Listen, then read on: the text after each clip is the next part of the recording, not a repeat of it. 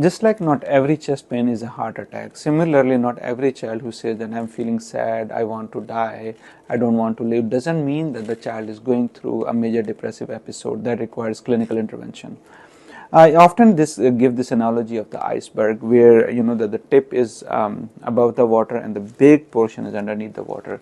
And many times, what I have seen that when the child present to our clinic in our emergency room, they present with certain symptoms. The child feels sad and doesn't want to live and have thoughts of hurting themselves.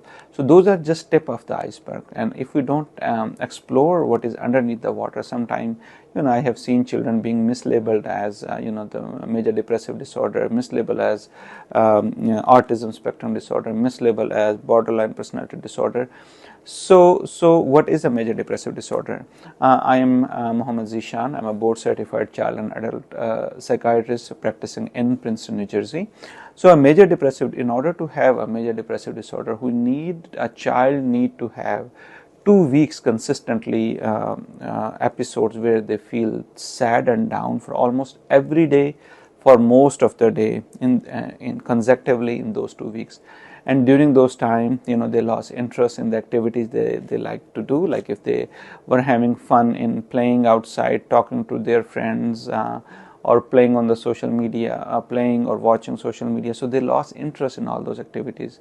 Beside that, their sleep, they can start sleeping more or sleeping less. Their appetite can go down, or up their weight can, they can lose weight or increase weight.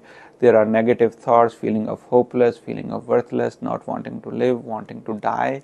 And that need to happen, as I said, every day for most of the day for 2 weeks in a row. When child have that kind of an episode, then we label it as a major depressive episode. And then if it is happening multiple times, we call it a recurrent, mean it happened multiple times. And then if it is, depending on how severe it is, then we may say it's mild, moderate, and severe.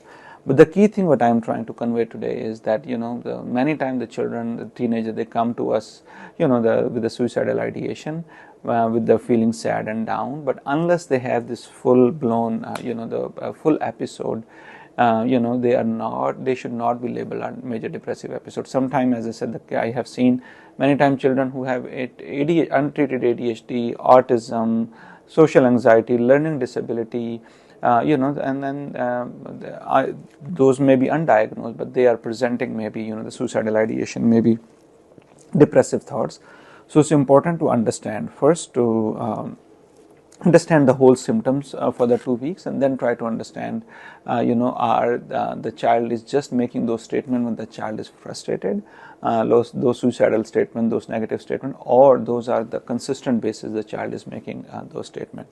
And once the child is diagnosed with the major depressive disorder, then definitely the further treatment is to get some help from the professional. That can be a psychiatrist or a therapist. But the first thing is, both as a parent, as a teacher, and as a clinician, to understand, is it just a depressive symptom or is it depressive disorder? And if it is a depressive symptom, what is underneath behind? Are there any untreated trauma, ADHD, anxiety, or something else is going on? And then based on that, we can design our treatment plan.